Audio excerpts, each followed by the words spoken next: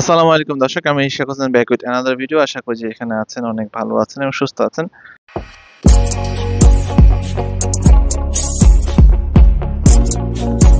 আজকে একটা দেখা যাচ্ছে যে কন্টেন্ট নিয়ে কাজ করব। অটো ব্রিডের আমরা 4টা মাছ জানি। দ্যাট মিন্স যে মাছগুলো ডাইরেক্টলি বাচ্চা দিয়ে থাকে: গাপ্পি, মলি, সরটেল, প্লাটি।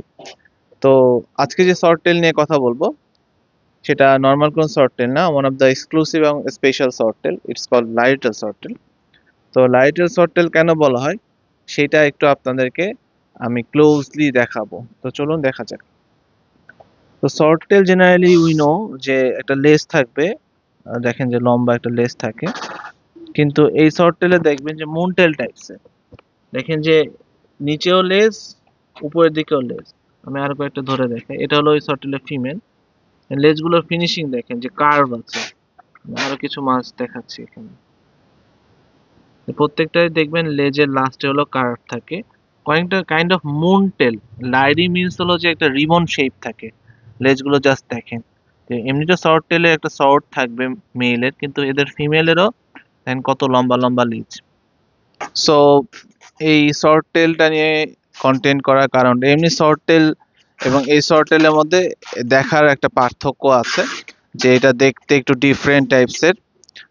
বিশেষ করে লেজটা হবে হলো মুনটেল টাইপ। তো সরটেল জেনারেলি যতগুলো অটোব্রিড মাছ আছে তার মধ্যে সবচেয়ে দেরি করে বাচ্চা দেয়, এবং দেখা যাচ্ছে যে এর প্রেগনেন্সি মানে প্রেগনেন্ট আছে কিনা এটা বোঝাটা সবচেয়ে ডিফিকাল্ট। মানে এর পেট ফুলা ওরকম ভাবে জাম্বো হয়, পেট ফুলেও না, পেটের নিচে কালো দাগটাও খুবই খুবই কম দেখা যায়, যার ফলে এটা বোঝাটা কঠিন। আর সরটেলের সবচেয়ে বড় যে বিষয়টা, যেটা জাম্প করে, সেজন্য সরটেল যে ট্যাঙ্কেই রাখবেন, try to cover them with this kind of substrate. একটা ঢাকনা দিয়ে রাখবেন। ছোলার ঢাকনা হতে হবে তা কোনো কথা নাই, আপনি যে কোনো ঢাকনা দিয়ে ঢাকবেন। আমি এখন সাইড ভিউ দেখাবো, উপরের ভিউ তো দেখালাম, সাইড ভিউ দেখাবো যে মাছগুলো আসলে দেখতে কেমন। এবং এইটা নিয়ে কাজ করতে পারলে খারাপ হয় না। যদি সরটেল নিয়ে কেউ কাজ করতে চান তাহলে লাইটেল সর্ট নিয়ে কাজ করতে পারেন। তো viewers, I am giving a side view. দেখেন যেটা বলছিলাম, লুক এট দেয়ার টেল। যে ফিমেল গুলোর লেজ গুলো দেখেন মুন টেলের মতো, আর মেল গুলোর তো মুন টেলই। সো এটা হলো লাইটেল শর্ট টেল। এবং দেখেন যেটা বলছিলাম যে শর্ট টেলের প্রেগনেন্ট বোঝাটা খুব কঠিন। দেখেন কত বড় বড় মাছ, পেট হালকা হালকা ফুলছে, একটু কালো কালো দাগ আসছে, কিন্তু এরা কিন্তু এখনো বাচ্চা দিচ্ছে না। তো এই যে শর্ট টেল মাছটা, এইটা এখন ব্রিডিং প্রসেসটা কাইন্ড অফ অটো ব্রিডের মতোই। যে মাছগুলো আছে, যে আপনার ব্রিডিং হাপা ইউজ করেন, কারণ যতগুলো অটো ব্রিড আছে এরা বাচ্চা খাওয়াতে সবচেয়ে বেস্ট। এদের উপরে বাচ্চা খাওয়ার মতো মানে গ্যারান্টি কেউ দিতে পারবে না। পেট থেকে পড়ার সাথে সাথেই আহ, মানে বাচ্চা বের হয়ে সাঁতার কাটার সাথে সাথে এটা খেয়ে ফেলবে।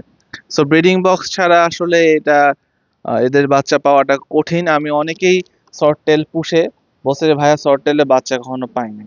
সো এটা একটা মানে বলে রাখলাম যে এটা আপনারা জেনে রাখবেন যে try to use breeding box, otherwise you wouldn't get any kind of short tail fish babies or fries. So that would be disappointing for you guys. So যেটা যে এবং আরেকটা বিষয়, শর্ট টেল যে 4টা অটো ব্রিড আছে, I think from personal my opinion, it's one of the strongest and hardiest auto breed fish, even hardiest fish. মানে এরা অনেকটা জংলি ভাবে থাকে, এবং এদের মানে ডিজিজ বা ইমিউনিটি সিস্টেমটা খুবই খুবই হার্ড, এবং they are very active fish. So you can keep them, specially you can keep them in planted tank. This would be very much beautiful and good to watch. So viewers, এই তো খাবার আহামরি ওরকম কিছু না, মাছের মতোই, যে অন্যান্য মাছের মতো এটা যে দানা খাবার সেগুলোই খেয়ে থাকে।